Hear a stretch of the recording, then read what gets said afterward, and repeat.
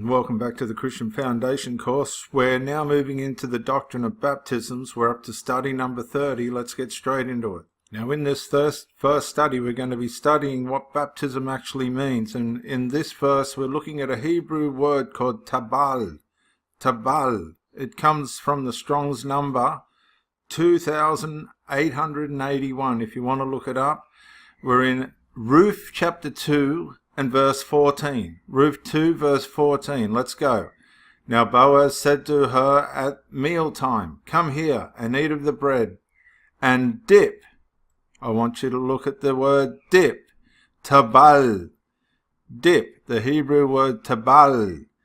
Your piece of bread in the vinegar. Now what does tabal mean? It means to dip or to plunge. You know when you dip a biscuit in your tea, you plunge it into the tea?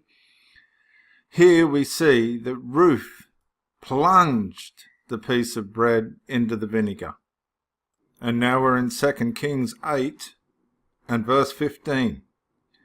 But when it happened on the next day that he took a thick cloth and dipped it in water. The word here for dipped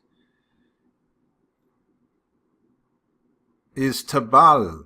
That same word, tabal.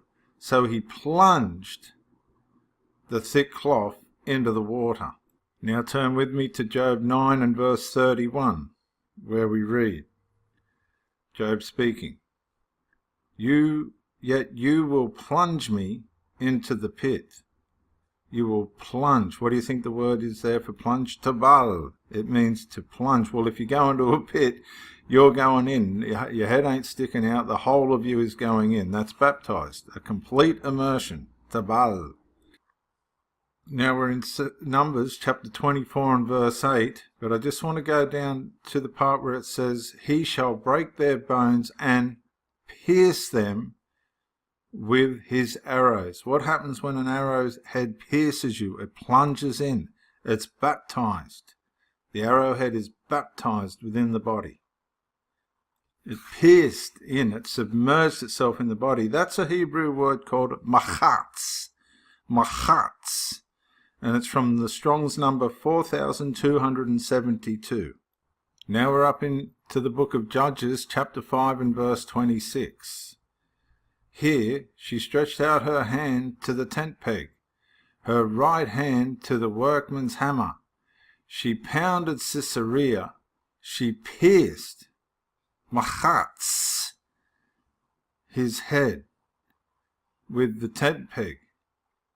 She split and struck through his temple. Where it says she pierced, the tent peg plunged into his head. Machatz. Now we're in Exodus chapter 2 and verse 5, where we're going to look at a Hebrew word which is pronounced rachatz. Rachatz, if I've got it correct, from Strong's 7364. Verse 5, Then the daughter of Pharaoh came down to bathe at the river. See where it says bathe? What do you do when you bathe? You sit, you submerge yourself in the water. Now we're going to look at a Greek word, bapto, in Luke chapter 16 and verse 24. Then he cried and said, Father Abraham, have mercy on me, and send Lazarus that he may dip the tip of his finger in water and cool my tongue. He submerged his finger in cool water. Looking at the Greek word bapto again in John 13 and 26, Jesus answered, It is he to whom I shall give a piece of bread, and when I have dipped it, baptized it, submerged it, baptized it in the cup. The Greek word bapto again in Revelation 19:13, speaking of Jesus, he was clothed with a robe, what? Dipped in blood, baptized in blood, baptized in blood, submerged in blood. Now looking at the Greek word baptisma, it is found in Romans 6 and verse 4. Therefore we were buried with him through baptism, submersion into death. When Christ was buried, he was submerged in the tomb. He wasn't just partly put in the tomb, he was fully submerged in the tomb. Like, subscribe, or comment. See you in the next talk.